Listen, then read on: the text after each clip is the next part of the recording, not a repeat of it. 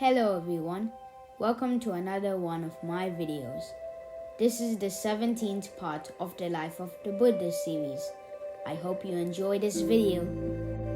The news of the Buddha had eventually reached King Suddhodana's ears. He sent 9 messengers, one by one, inviting the Buddha to come to Kapilavatthu. However, all the messengers became monks and found the Buddha's teachings so interesting they completely forgot their job to invite the Buddha.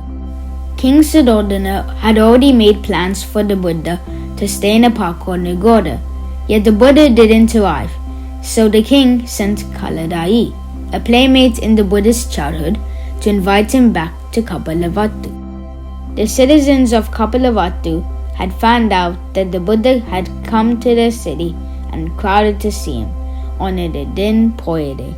Prince Siddhartha's own relatives came as well, and proudly said, "He is our younger brother, our nephew, our grandson." The Buddha noticed that some people didn't know that he was already enlightened. He then showed them a miracle called the twin miracle. The king, seeing this, worshipped the Buddha. Click the link above to find more events of Din Poyade. The next day, with his bowl to eat, the Buddha went from door to door, begging for food. The king was very annoyed by this and disgraced. The king said, "Why do you ruin me like this? Why don't you take food in the palace? Is it proper for you to beg for food in the city, where you used to have a luxurious life? Why do you shame me, my dear son?" "I'm not putting you to shame, O great king. This is our custom," replied the Buddha, not mad at all. "How can this be?" the king asked, confused by his son's remark. "Nobody in our family has ever done this. How can you just say it is our custom?" "O great king," the Buddha replied, still calm, "I know this is not the custom of the royal family, but this is the custom of the Buddhas. All the Buddhas before me have lived by receiving food this way." But when the king begged the Buddha to take the food in the palace, the Buddha kindly did so. After the Buddha's evening meal, Prince Yasodhara came to talk to him.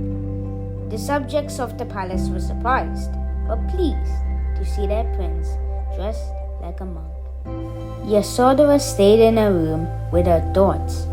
Prince Siddhartha is now the Buddha, Yasodhara thought. He now belongs to the history of Buddhas. Is it right for me to go to him? I think it is better to wait and see.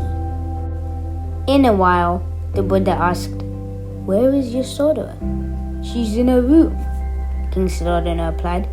The Buddha said, "I shall go there," gave his bowl to the king, and went to her room. When the Buddha entered the room, before he even took his seat, Yasodhara rushed to him, fell to the floor, held his ankles, placed her head at his feet, and cried constantly until the Buddha's toes were wet with tears. The Buddha kept quiet. King Suddhodana appeared and explained, "Lord, when my daughter-in-law heard that you were wearing yellow robes, she also robed herself in yellow. When she heard you were taking 1 meal a day, she did so. When she heard you had given up garland and scent, she did the same. So virtuous is my daughter-in-law." The Buddha nodded and said, "In the previous birth too, Yasodhara was devoted and faithful to me."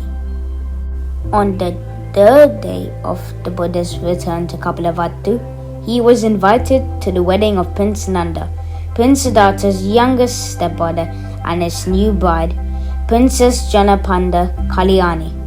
The Buddha attended the wedding but left his eating bowl with Nanda and left. Nanda found the bowl and wanted to return the bowl to the Buddha, so he did so. When Nanda was there, the Buddha politely asked, "Nanda, would you like to be a monk?" "Yes, sir," said Nanda, and so the Buddha ordained him. Afterwards, Nanda was sad and was thinking to leave the ordination. Then the Buddha came to talk to Nanda and showed him a female monkey whose nose and tail were burnt. and felt bloodied. "Do you see this monkey?" the Buddha asked. "Then take good note of her." Then the Buddha showed Nanda 500 celestial nymphs. "Nanda, do you see this?" "Yes," answered Nanda. "Who is prettier, the nymphs or Janapanda Kalyani?" "Sir, as my bride is prettier than the burnt monkey, so are the nymphs compared to Janapanda Kalyani." "What then, Nanda?" "Reverend sir, how does one obtain the nymphs?" "By performing the duties of a monk," the Buddha said.